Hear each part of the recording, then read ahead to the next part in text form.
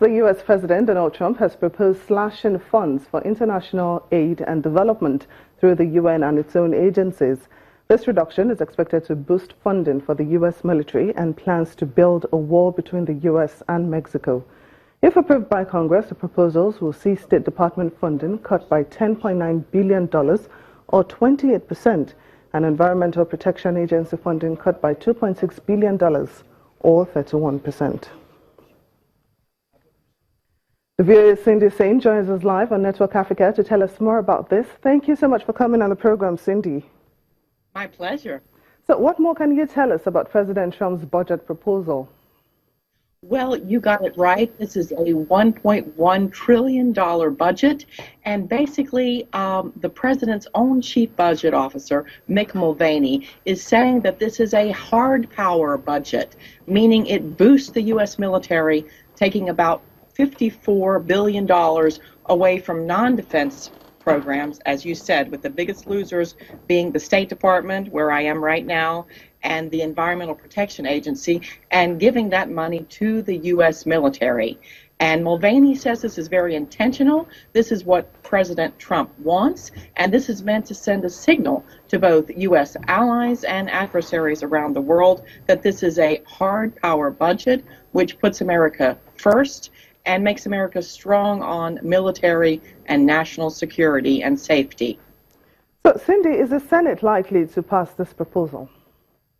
No, I do not think they will.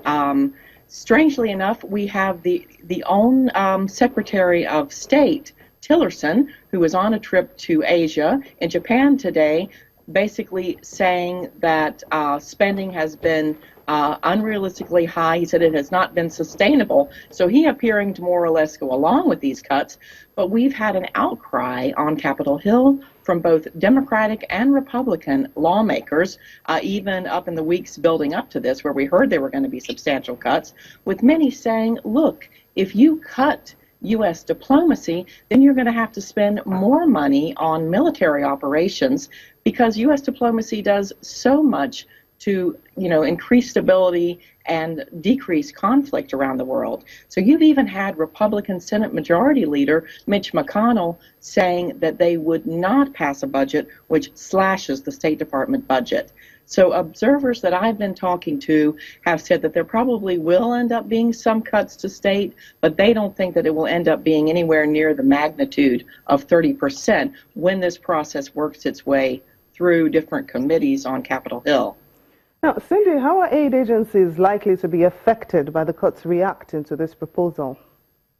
Well, if the cuts were to happen as they're being proposed, many of them activists are saying that this would be devastating. They're pointing to drought and famine and refugee situations around the world and saying this is the worst possible time for a cut like that, and saying that it also just sends a very bad signal, because the U.S. has been a leader around the world in both development aid and in foreign policy and in promoting human rights.